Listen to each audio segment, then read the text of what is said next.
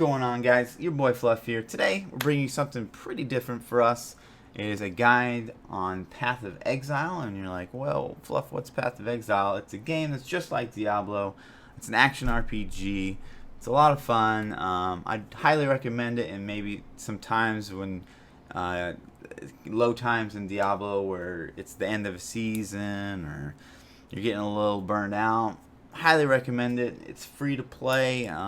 It's a lot of fun. There's a lot of little nuances to know, but there's a lot of good information out there, and that's what we're here for, to answer your questions, whatever. And before you're like, Fluff, whoa, are you jumping ship on Diablo? No, we are still a Diablo player, guys. Do not worry. We'll be all over Season 6. Fret not. We'll have guides. We'll have answers to your questions. Don't worry. But we just want to show you guys what we've been doing lately. As you guys know, Diablo's been pretty crazy with all the ban waves going on. And that's great. We're really excited about that for Season 6. Actually, a level playing field for everybody, and that's awesome. But, the leaderboards are all over the place, and it's kind of a mess right now. So, we've been playing this on the side, and we just want to share with you guys what we've been doing on this game to make us OP. And it's a lot of fun, and let's just get right into it. This will actually be, gotta move my face in the middle. This will actually be a 2.0 version of this build guide that I've done. We released one yesterday, and we had a couple things that are actually wrong, and that just goes to show you, you can. There's a lot of just little things in this game. Our build that we released yesterday was super powerful, just like this one, but just two little things that could have made it a little bit more powerful, and it's so much so that I was like, you know what? I can't just make annotations. I just need to redo this guide. So, let's get into it. Right away, we're all about this skill. This little green swirly skill of death. So, obviously, the build's called Circles of Death. Why? Because I have two circles, and they're deadly. And they're awesome. So, one of them is Blade Vortex, and this is our main damage dealer. This is what you're going to use as you're leveling up. You just spam the skill. And actually, I didn't know that starting out. So I'm like, I would cast it, and I'd wait for the duration to expire, and I'd cast it again. And that's how I thought the skill worked, because I'm a casual pleb. So if that's an indication of how much of a noob I was starting this game, there you go. But we use Blade Vortex with added fire damage, increased area effect, Iron Will, because we're a strength-based class. We are a Marauder. I have not said that yet. We are a Marauder Juggernaut, more specifically, and we'll get into that. And Spell Echo, and that just makes it so I'm clicking it once, and my guy like casts it twice. He's like, and he casts it twice. You see that? Okay. On our weapon, we're using Dune. I'm not gonna try to pronounce it, but we're using a 3-link. Before we had this kind of incorrectly with Righteous Fire. We thought Righteous Fire was affected by Iron Will, and it's not. So we've changed it to be one of our cast when damage taken, and we have 3 cast when damage taken slots, which being our helmet, boots, and our weapon. We're all about the cast when damage taken gem.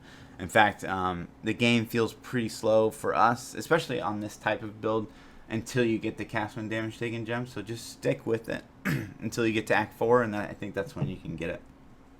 But cast when damage taken makes it so that when you get hit, it procs whatever's linked to the cast when damage taken. So you'll see, here we have 2 4-links, and here we have a 3-link. But anyways, on the weapon we have Molten Shell, which is amazing. It makes you super tanky. This particular setup, 3 setup, we don't care about the level of cast when damage taken. We'll get into that. And then the other one we have is Bladefall, and both Bladefall and Molten Shell, correct me if I'm wrong, are affected by Iron Will, so they get more damage. We don't really care about the more damage on Molten Shell. It's nice, so that's why we put it in there. And same with Bladefall, does more damage with Iron Will, which is fantastic. And it's just a cool looking skill. It's pretty much the only reason we have it.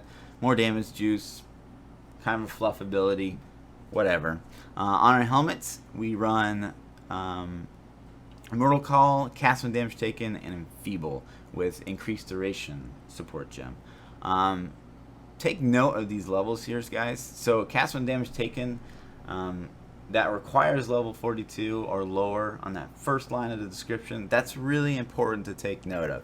So you'll notice that we capped our Enfeeble at level 7, because that makes it level 42, and we've capped our immortal call at level 42 or at level 5, so that it can only it's 42 or lower basically. So that makes it so the lower your cast when damage taken level, the more you're gonna see it cast, because as you can see here, 661 damage, and then boom, you'll get the cast when taken gem. Whereas on my weapon, I have a level 17 cast when damage taken, and that requires 2621 damage. So it's really important to note the level of the cast when damage taken. So yeah, we have that cap there, and the support gems don't matter that are linked. You can take those to max level. So we have a level 18 increased duration. On our boots, we're going with Warlord's Mark, cast when damage taken yet again. And why Warlord's Mark? It gives you endurance charges. It has a chance to give you endurance charges, and it gives you more tankiness. It gives you more survivability. It's an awesome skill. And then we also run this with Arctic Breath with greater multiple projectiles. And again, it's cast when damage taken. And take note again of the level of cast when damage taken. We're running level 5 here, and so that makes it so I can cast level 46 and lower. And my Warlord's Mark is level 45. And my Arctic Breath, level 46, okay, which is level 8. I know that's kind of confusing, but check out the written guide for sure, guys. It's gonna have all the gear just laid out for you. You can hover over stuff. The gear guides for POE are actually pretty intuitive and robust. So check out the written guide for sure. But anyways, Arctic Breath, it doesn't do a ton of damage. It does a bit of damage because we are using Hatred. But most importantly, it leaves these like icy trails on the ground, and any mob within range like gets snared by that. So that's really nice when you run into mobs that are kind of kitey, which is great. Our gloves is now kind of our mobility slot. We used to use Flicker Strike here, and we dropped that for Leap Slam, this guy, which we kind of feel like we're playing Leap Quake right now, which is crazy. Which is nice. I like the animation of Flicker Strike more, but this is a better all-around skill. There's no cooldown, so if you miss and you don't get your fortify buff, you can just recast. And fortify is really important. That's the main reason we use this skill. I mean, sure, it's really great for movement. You can move around the map with this skill, and that's fun. But ultimately, we're using it to cast fortify. The only reason we want it is for fortify. And fortify, as a Juggernaut, we get more damage with fortify, and obviously fortify itself makes you more tanky, and we're all about being tanky.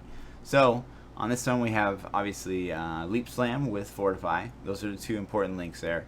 The third really important link is the faster attacks, and that makes it so that Leap Slam isn't such a terrible, like, oh, you're so sluggish. Like, if we could take it off here, you're just kind of like, like, that's not good. You know what? Put that faster attacks in there, so you're casting way faster. So that's important. So really, on the gloves, you just need a 3-link red, red, green. The fourth one is Enduring Cry. We just have that on there because we try to stay at maximum endurance charges. As a Juggernaut, we get more damage and more tankiness with endurance charges, so that's really, really important. The ring slots are also very important. These are called essence worms, and we use essence worms on both slots, one with a red, one with a green. One will run Purity of Fire, and the other will run Hatred. And why Purity of Fire?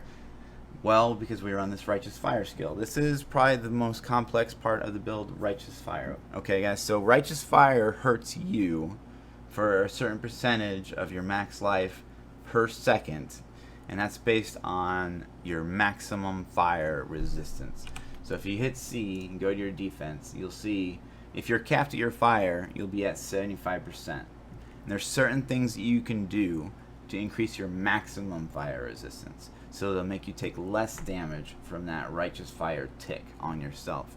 One of which being Rise of the Phoenix. That increases your max fire resistance by 8.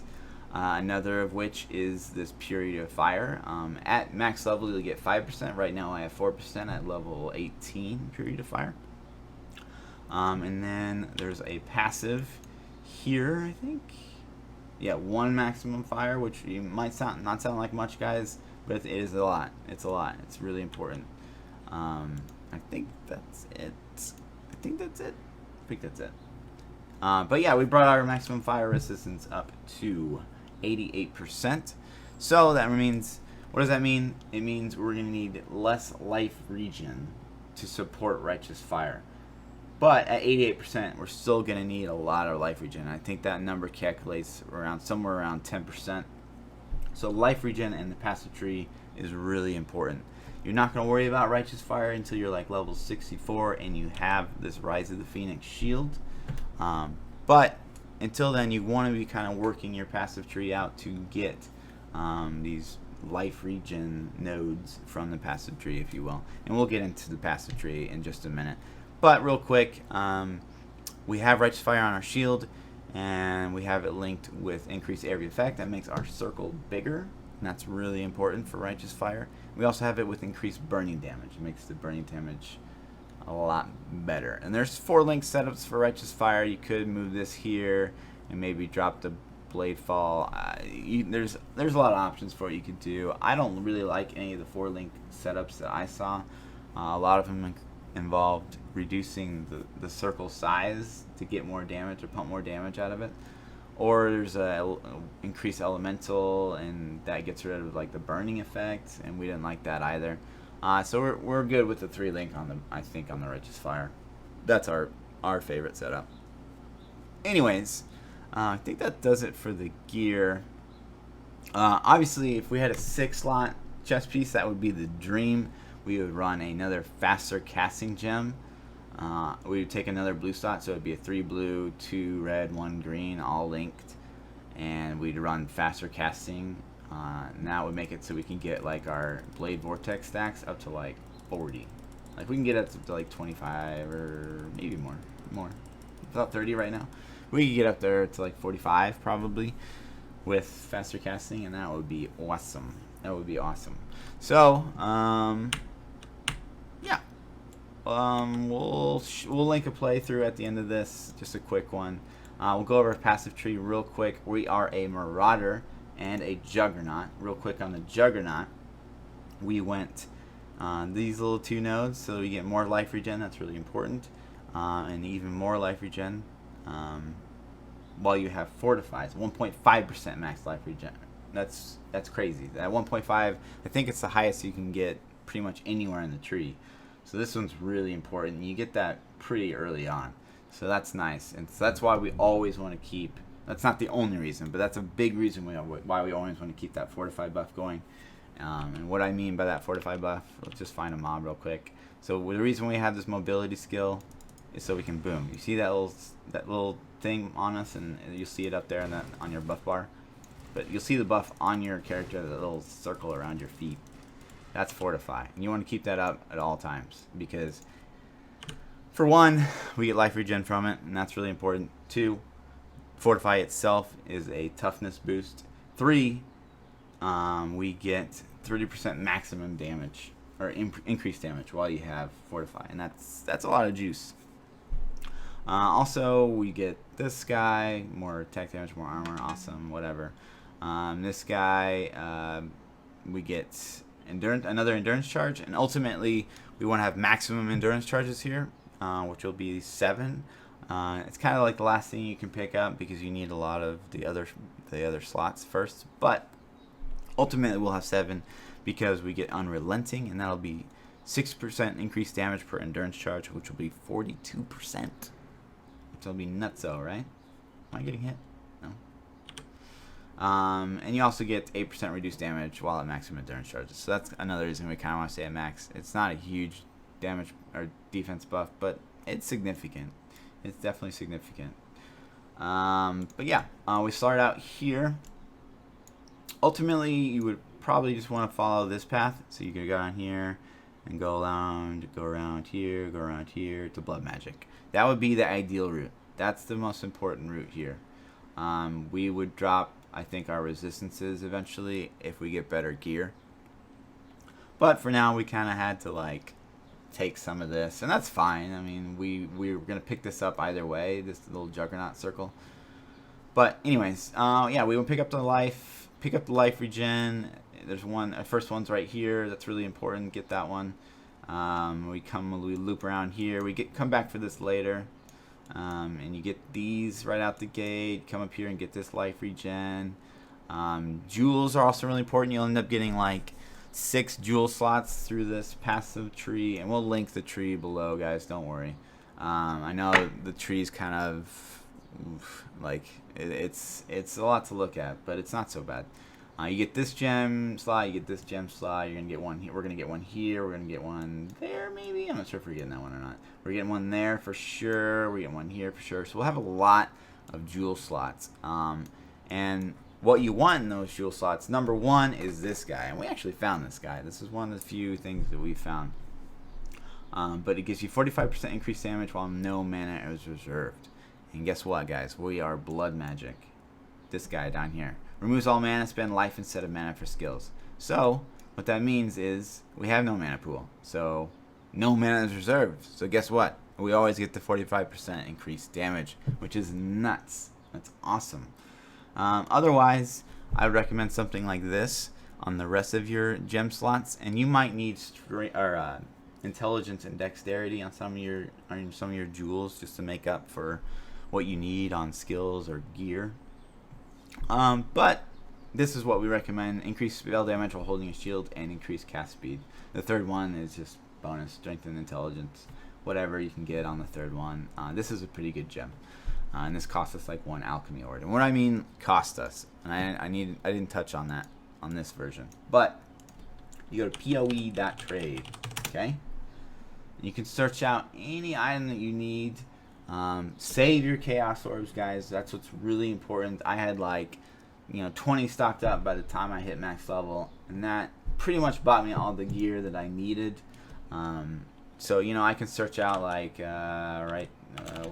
Dune, whatever. That's my weapon. Okay, guys. And we filter it, search, and then you click the currency, and then boom, look at that. There's one for 1 alchemy orb right now. This is the weapon we use. This is our end game weapon, and that's really cheap. 1 alchemy orb. You have like, I don't know, 40 to 50 of those by the time you reach end game probably. So this is really important. POE.trade. Keep that in mind, guys. That's where we get most of our stuff. And it's really, really easy. People are really friendly. Anyways, yeah, we just go around this circle, as I said. We definitely come up here. We pick up this little tri-circle here. We get increased skill duration. What does that do? It makes it so that your blade vortex guys last longer. So you can get up to higher stacks, more damage, more juice. And then we come up here, we branch off up here, and we pick up more cast speed through this tree, more cast speed here, and then we pick up this circle. This circle is really important. Increase radius of area skills. That makes our circle bigger. So that's a really important one as well. And eventually we'll dip down here and come back up here and dip down here. But those are the really important things to know. We want max life regen as fast as possible, which you get. This isn't max health regen, but it's max fire resistance, which is it is exactly the same basically as life regen for you as a righteous fire character. But yeah, pick up the life regen right out the gate. There's some right here. There's some right here. There's some here. You come down here for Golem's blood. This is a huge one, 1.6. I thought 1.5 was the highest we got out of our Juggernaut tree, but I stand corrected. It's 1.6. So those are really important. So, but I think that's gonna about do it for us. I don't think there's anything else really to go over. The essence worms are really important.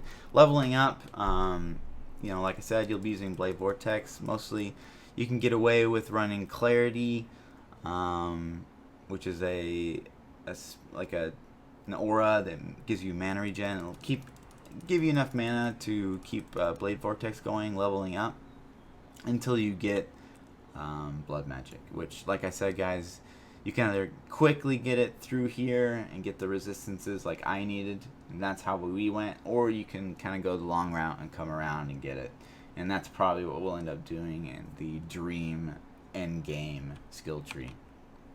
But we'll post a quick rift, if you will. It's called a map in this game, like level 5, just flying through it, no problem. We're super tanky with this build, which, as you guys know, if you follow us on Diablo at all, we're all about super tanky, super consistent builds, and that's exactly what this is. We're like just a god inside the circle. It's nuts. But again, we'll link a video of us playing through it real quick at the end. And as always, guys, like, subscribe, come over to Twitch, ask your questions.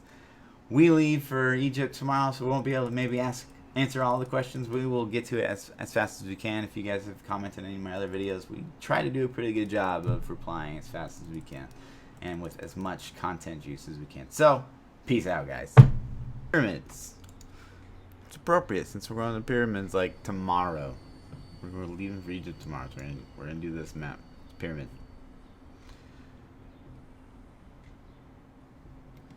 Put up righteous fire. Our buffs are up. We're good to go.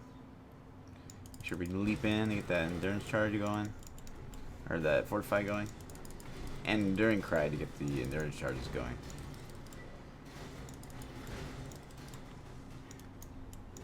This little rat didn't die.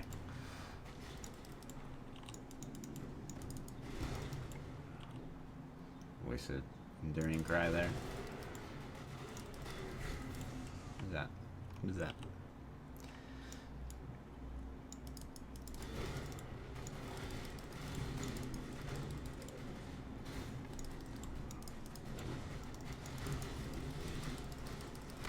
Bladefall hits pretty hard now because we put it on our Dune. This is the second guide, I'm sure you guys know, that we've done. We updated a lot of skills. We use Leap Slam now to apply our Fortify.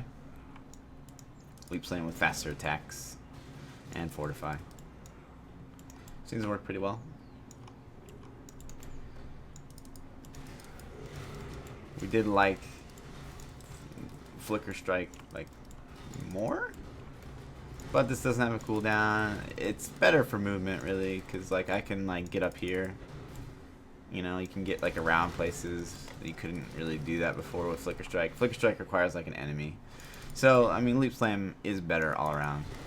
I just like how Flicker Strike worked, I guess. You know what I'm saying? So we're not doing a very good job keeping up our endurance charges here, but it's kind of a weak map for us. We're out of like good maps. What did we miss here? Oh, top left. And we could run around using this if we wanted to, but walking's just fine. We have 30% movement speed on our boots.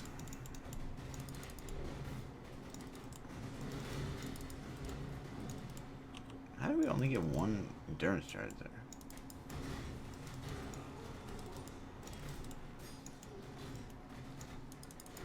See, that's why Leap Slam's good right there.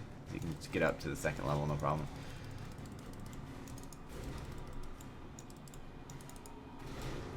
And there's no cooldown, so if you miss with your Fortify, like if you miss with Leap Slam, you can just cast it right after it. Why is it not casting?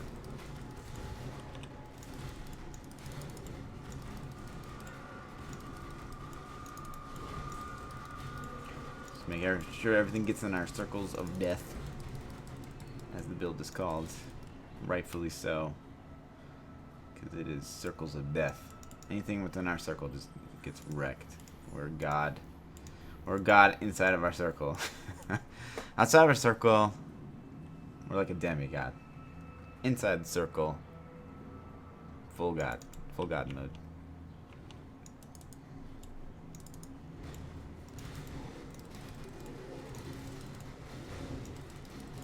I really wish we had a 6 links chest. That would make it such a difference.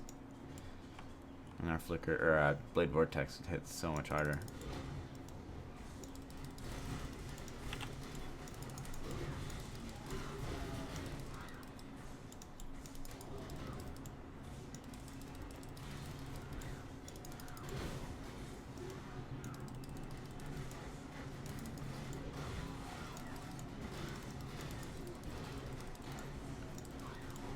Sometimes we just do little gay short range leaps, but we're just trying to keep our fortify up. Fortify gives us damage and toughness quite a bit as a Juggernaut, so it's important to keep that up at all times.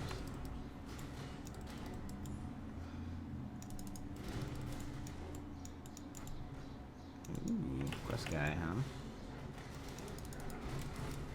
We also really, I mean, ideally we want to stay at maximum endurance charges, and that's kind of hard to control because we have Immortal Call. Is that what that skill's called? We don't even know. Don't even know. It's on our helmet, right? Yeah, Immortal Call. Yeah, that's what it's called. So Immortal Call will take away all of our endurance charges and makes us like super tanky for a short duration. We gotta find the sculpture. Is it on a different level? Probably on a different level. Probably not, actually. We don't really want to go backwards. 3 slots, pick that up. I think that's it, right? Yeah, that's the end of the zone. So, really good, guys. Really strong build if you're just getting into the game. Righteous Fire is a little on the high end as far as like difficulty. Oh my god, I'm standing in poison. My spiders are trying to kill me. Yeah, like I was saying, Righteous Fire is a little on the high end of difficulty. I might fucking port back to town before these little spider dudes kill me. But it's really fun, really cool looking skill. We like it a lot, and you can like purchase, you know, if you're into that, you can purchase different particle effects on skills in this game, which is a cool option. It's really expensive though. Anyways, that's gonna do it for me, guys. Peace out. We love you.